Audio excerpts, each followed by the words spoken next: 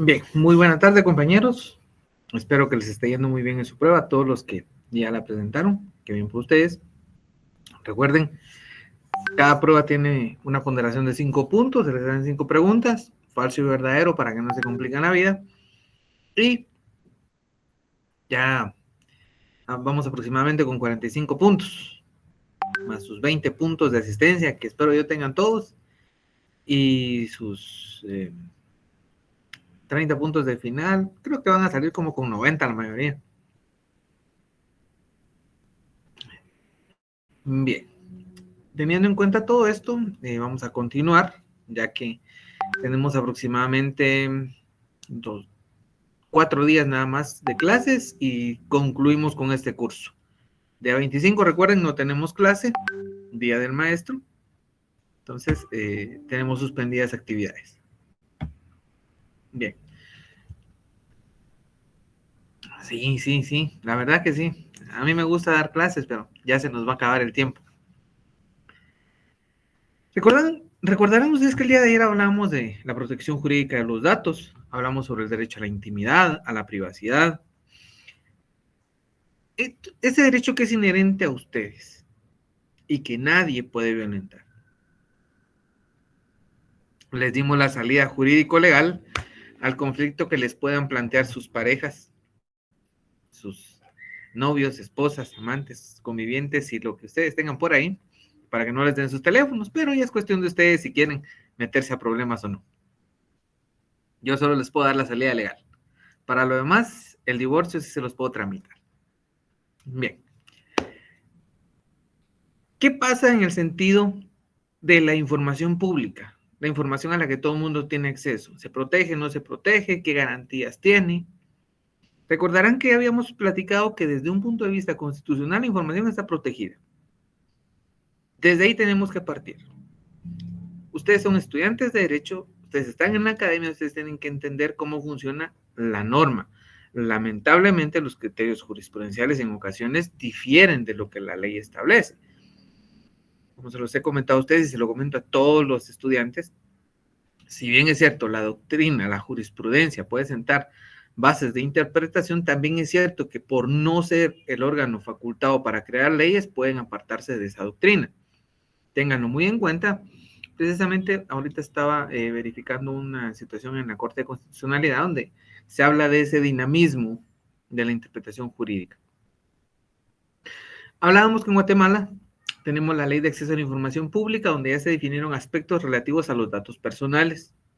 Hablábamos de que esta iba a desarrollar sus principios constitucionales y algunos que otros convenios. Y como primera intención de regulación está esa garantía de que no va a haber discriminación para solicitar el acceso a la información pública.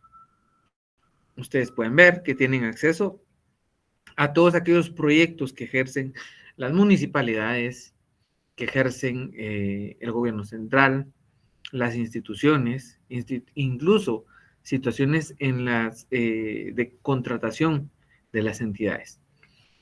Obviamente, las entidades no van a proporcionarles toda la información de sus trabajadores, solo ciertos rubros que son de ejecución presupuestaria, pero más allá no van a llegar. ¿Por qué? Porque hay una protección específica. También la ley establece la obligación de someterse a un ámbito material y personal de la ley y en sí de las entidades obligadas. ¿Sí? A todas aquellas personas que sean parte o no de los organismos del Estado, que manejen, administren o ejecuten recursos públicos, bienes del Estado o actos de la administración pública en general. ¿Creen ustedes que las empresas privadas podrían entonces ser objeto de la ley de acceso a la información pública o no?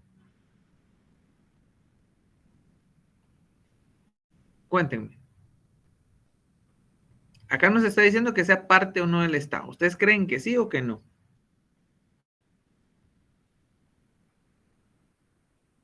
No por temas de seguridad. Leamos otra vez el presupuesto legal. Dice, la obligación de someterse al ámbito material y personal de la ley a cualquier persona, sea parte o no de los organismos del Estado. Y aquí es donde viene la clave. que maneje, administre o ejecute recursos públicos, bienes del Estado o actos de la administración pública en general. El ejemplo tipo de esto es MyCom. MyCom es una empresa pública o privada. Público-privado, liga, ambas no. Bueno, tengo entendido que tiene cierta relación con instituciones del Estado, ¿verdad? Pero no es una alianza público-privada. Pregunto. Ay, no, no es una alianza público-privada, es una institución privada, pero que ejecuta o administra recursos públicos devenidos de una delegación estatal. ¿Sí? Entonces, ellos tienen su propia constitución, pero se formaron con una constitución privada. Pero al administrar esos recursos, están sujetos a la ley de acceso a información pública. Están sujetos a la fiscalización estatal. Cuando ustedes manejan un bien o un recurso público, ustedes se sujetan a la normativa de fiscalización. Funcionalmente, recuerden que hasta las instituciones autónomas que no tengan una autonomía total son sujetos de fiscalización. Una entidad es completamente autónoma cuando genera hasta sus recursos. De lo contrario, es una autonomía funcional no completa. Es derecho administrativo. Yo me salgo a veces para el administrativo, pero es que colindan mucho en estos aspectos. Entonces, ¿qué sucede acá? Supongamos que Cristian es dueño de... ¿De qué empresa podríamos decir? No, que él creó su propia empresa de telecomunicaciones y ahora él le presta servicios de red a ciertas empresas del Estado. Entonces, Cristian, en ese aspecto donde él le presta el servicio al Estado por estar recibiendo esos recursos públicos, sobre ese aspecto particular sí está sujeto a estas obligaciones materiales y personales. Entonces, la ley ya le va a guiar un camino para actuar. En cambio, en las relaciones que Cristian tenga, supongamos que Cristian sigue siendo ese gran proveedor de Internet y le brinda Internet a todos ustedes, en esa relación ya no se sujeta a la ley de acceso a la información pública. ¿Por qué? Porque los recursos de ustedes no son públicos, son recursos totalmente privados. Ahí ya para nosotros poder obtener alguna información lo tenemos que llevar a juicio, para que sea juez el que le diga, mire, usted me tiene que brindar esta información, porque solo un juez. ¿Se acuerdan cuando hablábamos de ese aspecto en el tema constitucional? Cuando les decía que solo por orden de juez se pueden obtener las comunicaciones, correspondencia y datos que se obtengan por medios electrónicos. Entonces, solo ahí se podrá. Pero si es recurso público, le podemos entrar por la ley de acceso a la información. Solo en ese rubro, no en otros aspectos. Vamos a ir a otro aspecto que regula la ley. Y son esos asuntos de seguridad nacional para poner un límite interpretativo conforme a la Constitución y a la ley. Vean, aquí a muchos se les va un poco la emoción y piensan que van a poder acceder a archivos policiales y militares. No, no se puede. Esa información tiene su reserva propia en la información reservada y confidencial. ¿Y por qué? Porque recordemos que si accedemos a esos planes, imagínense que algún loquito se le emocione y quiera matar a nuestro presidente o a alguno de los presidentes de Estado, si le revelamos esta información, le estamos dando el plan de seguridad de los presidentes. Entonces, no, hay tipo de información como esta que va a estar bien definida y va a decir, no, no se puede. Me decía un compañero de ustedes, no de ustedes, de la universidad, que para él sí deberían de ser públicos, pero realmente no deberían de ser. No importa quién gobierne, tiene el derecho a su seguridad. Entonces tampoco vamos a pretender un exceso ejercicio en el derecho. La información pública de oficio que dota un carácter activo a la misma por no haber necesidad de que medie solicitud alguna. ¿Han visto ustedes en los portales de las instituciones que hay una sección, en muchas, no en todas, porque a una les falta, de acceso a la información pública? Ahí se establece la ejecución presupuestaria, qué obras están ejecutando, qué obras tienen en Guatecompras, cómo las están llevando a cabo, qué empresa ejecuta. Toda esa información ya está en la ley de acceso a la información pública, como que va a ir de oficio. No hay necesidad de que ustedes van a preguntar, ahí está, solo basta con que ustedes la descarguen. Muchas veces tenemos la opción de fiscalizar solo con eso. Sin embargo, no lo hacemos. Entonces ahí es una cuestión no del deber ser, sino del ser. Ahora aquí vamos a la situación bien particular que debemos tener nosotros como principios de esta ley. La máxima publicidad que se concatena con lo anterior. Ya hay cuestiones que la ley dice, esto es público, no hay necesidad de ir a pedirlo. La transparencia. Que esta información que ya se obligan a presentar no sea opaca, que sucede en muchas ocasiones. Solo les dan el monto final, pero no les desglosan cómo se ha ejecutado toda esa información. ¿Quién ha recibido dinero? ¿Cómo lo ha recibido? ¿Quién le ha pagado? ¿Cómo lo ha pagado? Recuerdan ustedes que acabamos de tener un problema. Bueno, nosotros no somos del gobierno, pero el gobierno tuvo un problema con la ministra de Comunicaciones. ¿Se acuerdan de ese problema que tuvo el gobierno allá? ¿Lo vieron en las noticias? ¿Qué pasó ahí? Cuéntenme. Nadie lo vio. Ahora me van a decir que ustedes no están atentos a sus redes sociales.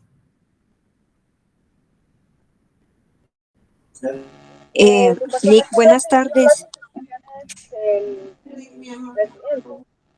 Jessica, adelante. Ahorita le damos la palabra a Jennifer. Pues que yo recuerde fue porque la hija de ella creo que andaba en un carro que era o sea, era para el servicio nada más de ella, más no para la hija. La ministra de Ambiente.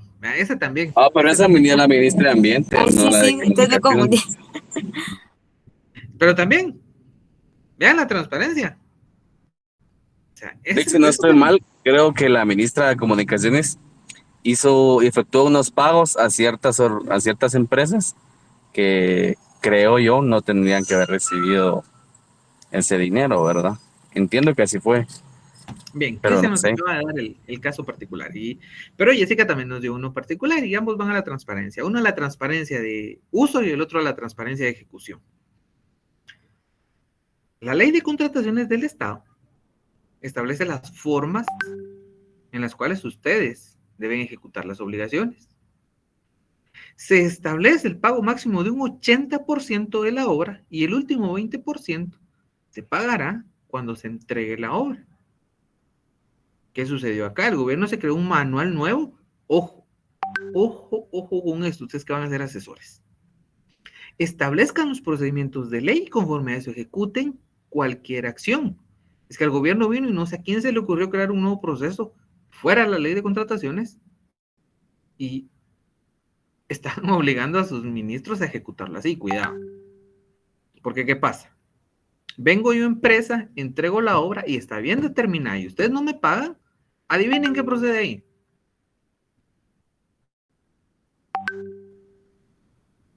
Hay preso en juicio contra el Estado. Ya no me van a pagar solo lo que me deben, me van a pagar daños y perjuicios por lo que no me pagaron. Para eso existen las fianzas. Les voy a dar un poquito de contratación ante el Estado porque a todos nos interesa, y más a ustedes que van a ser los asesores. Si la obra llega a tener algún problema, por eso es que la fianza no se termina en ese momento. Hay un tiempo determinado para ver que la obra esté bien terminada, que no existan defectos en la misma, porque el día que les entreguen la obra no van a determinar ustedes qué puede estar mal, o sí, ese día lo van a poder determinar. Vamos al caso del libramiento de Chimaltenango. A los 6 meses era que se estaba derrumbando, y para eso estaban las fianzas, para ejecutarlas. Ojo, particular creencia de quien les habla, no debería ser un año nada más, deberían de ser mínimo 3 años en que duren las fianzas. ¿Por qué? Porque ahí amarramos a las empresas. Miren, yo les pagué, no les ejecuto la fianza. Pero es una apreciación particular. Para mí sí debe haber una reforma en la ley en ese aspecto. Cuestión muy particular. Pero no se trata de crear nuevos procedimientos porque después, ¿qué hacemos? Le generamos más gasto al Estado. ¿Ya? Querer subsanar mediante un procedimiento algo que se debe subsanar en la ley, ahí es donde estamos un poco errados en cuanto a la legislación. Pero Cristian tiene un punto. Y efectivamente, no es que se deba o no se deba, es una cuestión de ley de contrataciones. Entonces, mucho estudio ustedes que van a ser los asesores de todas las instituciones del Estado, que van a litigar por su cuenta en favor de las empresas, porque un pequeño artículo les puede dar la salida y pueden salir ganando. Vamos a la gratuidad. Vean, muchos me han preguntado que por qué se cobran las certificaciones. Esa situación sí la contempla la ley. Es gratuito que ustedes puedan saberse toda la información que hay ahí. Ustedes comparezcan a la oficina y pidan la información de ustedes. O la información que no sea reservada o confidencial. Ahí la pueden saber. Incluso hay instituciones que tengan esta computadora ahí, ustedes entran a ver la información. No hay ningún problema. Pero las constancias de certificaciones sí están debidamente reguladas en la ley. Entonces ahí no hay pierde. La ley lo establece. La sencillez. Eso es lo que todos necesitamos para poder hacer una correcta fiscalización. El portal de acceso a la información pública debe ser visible para todos ustedes, en todas las instituciones del Estado. Pero ¿qué sucede? Hay instituciones que le hacen una pestañita, ustedes van a buscar por toda la página y nunca la encuentran. Eso no es sencillez. Eso es crear un problema para que no se pueda llegar a una fiscalización debida. Ustedes que van a ser esos asesores, como lo están aprendiendo aquí, van a llegar a sus instituciones y les van a decir, miren, disculpen, pero no, esto debe ser sencillo, visible, debe estar para que todo el ciudadano pueda acceder. Es un sueño, es una utopía, pero yo confío en que ustedes van a llegar lejos y que van a ser esos asesores, esos nuevos abogados que van a cambiar todos estos paradigmas. Y la celeridad procedimental. Acá es donde él le dijo a ella. Regularmente, cuando se hace una petición o de los aspectos en que sí deben solicitar, sí, Sharon, adelante. Disculpa, Alex, se me activó la opción, gracias. Muy bien, no tenga problema. Bien, entonces, esa celeridad procedimental, ¿qué es? Que ustedes soliciten y que dentro de los 10 días les entreguen su información. Lamentablemente, no sé por qué las personas que están en oficinas de acceso a la información pública tienen que consultarle a la más alta autoridad si pueden entregar la información. Eso discúlpenme. Y quien esté en acceso a la información pública, y espero que no lo esté haciendo, porque precisamente cuando se crearon las unidades de información pública, la ley fue clara. Ahí dice información reservada e información confidencial. Eso ya debería estar parametrizado en todas las instituciones. Y no tener que estar preguntándole a alguien si podemos dar o no la información. Porque entonces no se cumple la celeridad procedimental.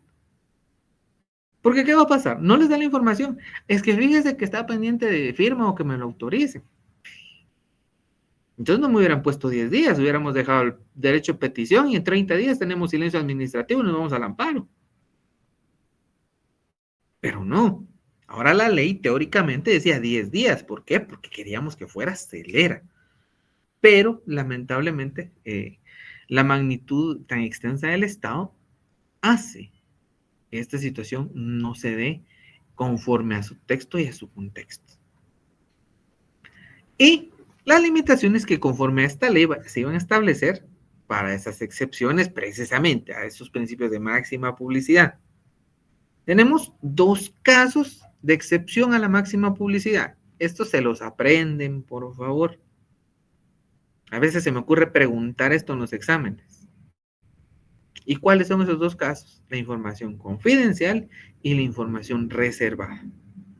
Los únicos 2 casos de excepción en la ley de acceso a la información pública delimitantes a la máxima publicidad. Que les quede claro. Yo les digo, mire, ¿cuáles son los 3 principios? Desde ahí es falsa la pregunta. Porque les pongo los 3 principios y después les pongo información confidencial e información reservada y me dicen que es verdadero. Ellas se dieron cuenta cómo son los exámenes. No vayan a decir que no se los estoy diciendo.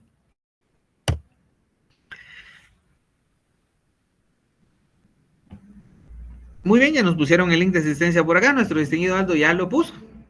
Entonces, hoy vamos a poner, como vamos a ver el último aspecto, vamos a poner el habeas data como tema de hoy. Habeas data es el tema de hoy. Nos hicieron una pregunta por acá, permítanme, porque ustedes saben que yo sí les contesto sus preguntas. ¿Por qué en el X cuesta mucho que den la información y generalmente es información sensible? Miren, mi distinguido Mac. Ahí es donde usted le tiene que salir el barrio. Donde usted tiene que llegar y decir, miren, tengo un licenciado que está un poco loco y él dice que solo la información confidencial y reservada la que ustedes no me pueden dar. ¿Y dónde dice eso? Aquí traigo mi ley de acceso a la información pública. Ojo, hay un procedimiento especial por el cual se puede reservar la información por un tiempo, no siempre. Entonces, se dice, no, es que fíjese que Habeas Data, mi distinguida Jamie. Oh, ¿qué tal, Jamie? Yo pensé que andaba en el... No, ¿quién era la que iba a andar en Quetzaltenango? Yo creo que era Jamie. Entonces, tenemos que tener esa cuestión bien clara. Si les dicen, mire, no, es que fíjese que declaramos un procedimiento, ok, deme copia de cuándo declararon ese procedimiento. ¿Sí? ¿Por qué? Porque sí hay un procedimiento especial para declarar información reservada. El tema es el Habeas Data. H-A-B-E-A-S-D-A-T-A.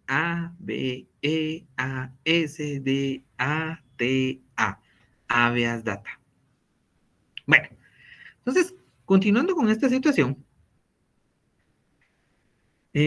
terminando de contestarle a nuestro amigo Maco, ya sabe, usted tiene que llegar con barrio ahí, sin miedo, porque usted es abogado, usted va a ser abogado. El abogado no tiene miedo, el abogado tiene oratoria. Ustedes están grabando videos con el licenciado Flores, ¿no? No están recibiendo oratoria con él.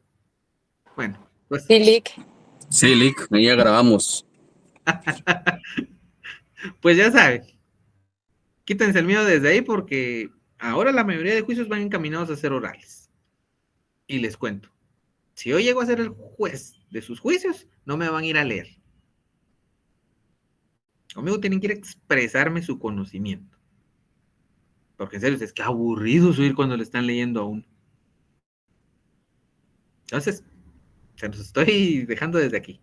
Y hay muchos jueces que ya van en esa línea. No les gusta que les lean, les gusta que les expliquen sus casos. Entonces, ya saben, quítense el miedo, háblenle al espejo, regáñense en el espejo. Tomen todas esas técnicas de oratoria para que ustedes puedan exponer sus casos bien. Bien, entonces como les decía Maco, información reservada y confidencial. Si no está catalogada así, se la tienen que dar. Y si dicen que ellos la reservaron, que le muestren la autorización del procedimiento para reservar la información. A ver, ¿dónde está Armando? Entonces, bueno, ya le respondimos a nuestro amigo Maco, entonces ya podemos continuar. La ley también establece ese reconocimiento expreso de la habeas data como esa garantía para conocer lo que de ustedes conste en archivos, fichas, registros o cualquier forma de registro público. Imagínense que ustedes no pudieran acceder a esos registros. Estaría fregado, ¿eh? ¿Y por qué? ¿Por qué tienen derecho a saberlo? Porque es información de ustedes, tan sencillo como eso. Y además de eso, tienen que saber a qué están dedicando esa información. Porque ustedes tienen derechos aparejados acá. No solo la protección que ustedes tienen de eso, sino tienen el derecho a que les corrijan eso, a que les rectifiquen o les actualicen. Imagínense que ustedes están casados y les aparecen solteros. Bueno, creo que a muchos les gustaría quedarse así, ¿va? Entonces, ahí no van a ir a pedir corrección, pero son cosas que han pasado mucho tiempo. Los notarios no dan los avisos respectivos y aparecen solteras las personas. Pero tienen el derecho a que aparezca ese dato que ustedes tienen ahí. También se establece una intervención del Procurador de los Derechos Humanos como una autoridad reguladora. Y lo vamos a estudiar en un caso específico que hay en cuanto a la protección jurídica de datos. Él fue la autoridad que interpuso la acción de amparo para proteger al colectivo. Entonces, tiene esa función normada por ley y la ejerció ya en un par de oportunidades. También nos establece un régimen penal y administrativo que va a garantizar el respeto de la ley. Aquí ya tenemos delitos regulados. Y hay delitos que se van a cometer utilizando medios informáticos. ¿Sí? Entonces, a través de esta legislación, se trata de garantizar ciertas normas constitucionales de la defensa de la persona humana. Establecemos que el derecho a la Internet es un derecho catalogado ya como derecho humano, que tiene que ser neutral a la red. Entonces, necesitamos ya esa legislación que regule la red. Porque si bien la podemos utilizar para entrar al mundo del derecho, pero todavía no tenemos completamente regulado a la informática conforme a derecho informático. ¿Recuerdan que vimos las diferencias de derecho informático e informática jurídica? Uno es el medio de acceso y el otro regula las conductas. Sencillo.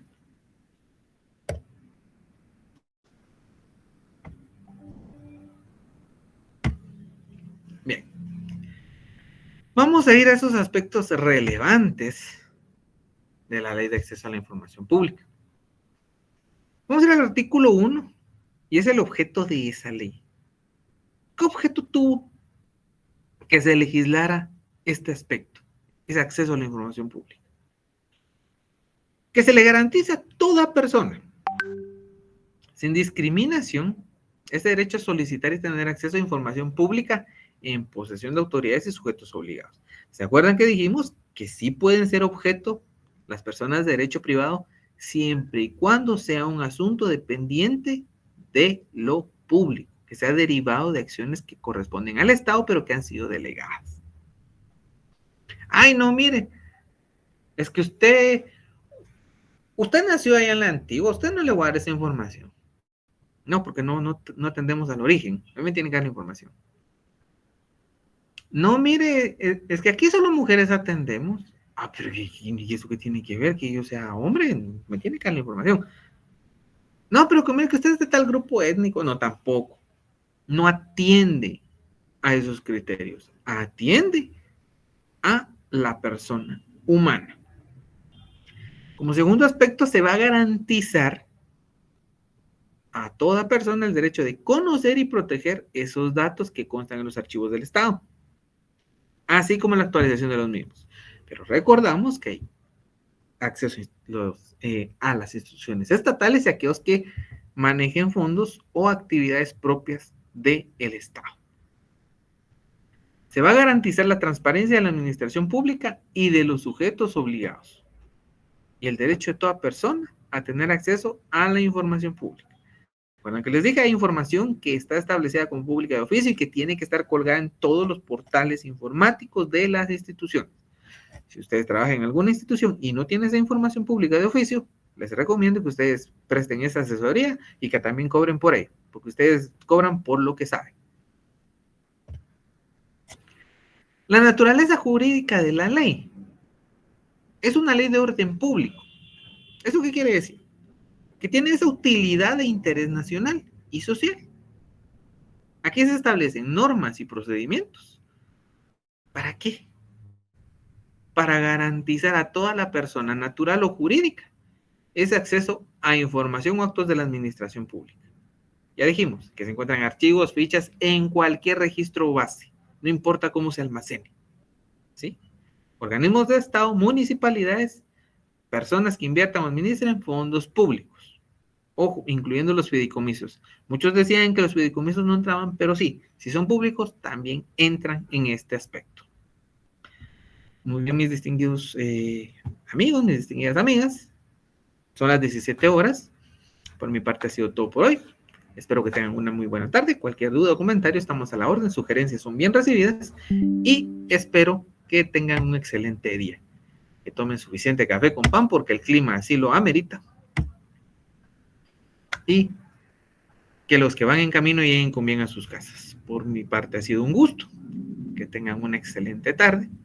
Y nos vemos por acá el día de mañana a las 4 de la tarde. Se les espera por acá con todo gusto.